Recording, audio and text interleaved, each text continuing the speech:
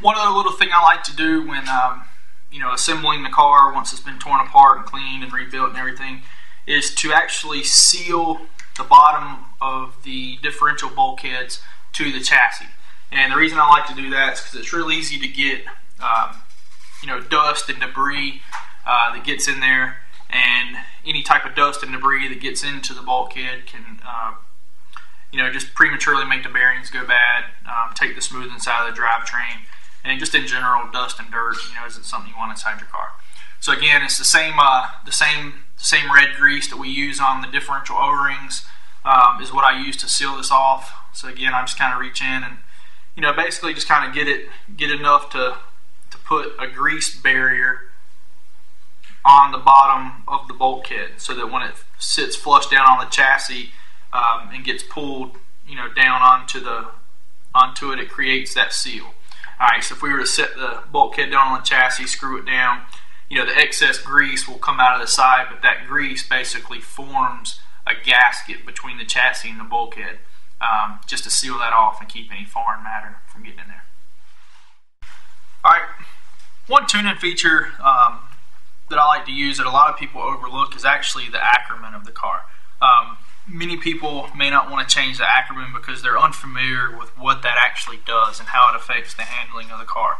The RC8B comes standard out of the box with a fixed Ackerman position, meaning that the steering rack and the drag length are non-adjustable. There's a straight screw through there, and there's only one location in the hole for the steering hub.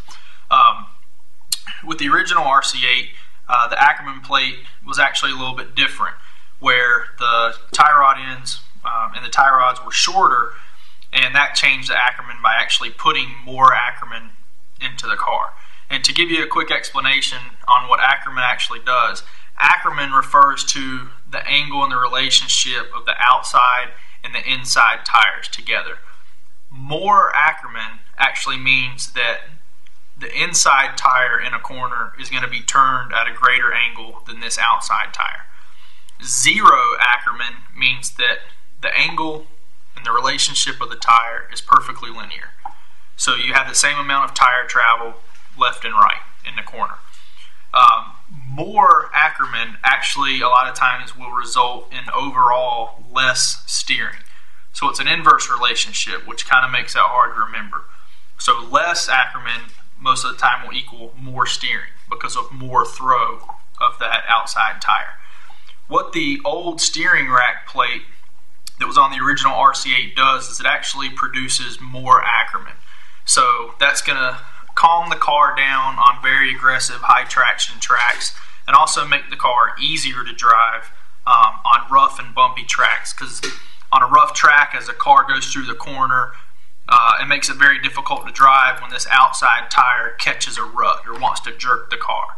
So by putting more Ackerman in the corner when you're at full throw, this outside tire doesn't turn as far, therefore makes it smoother through the corner.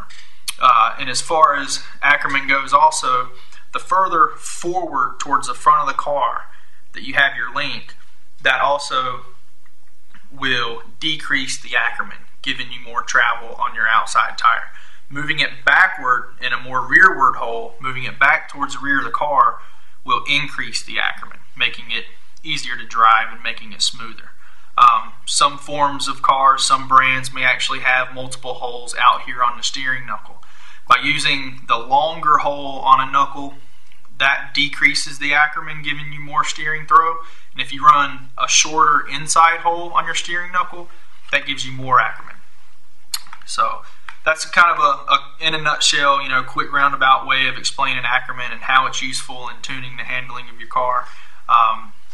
And so hopefully next time you're on a track to where you feel like that may be something that you would want to change or need to change, that gives you an explanation on how it works.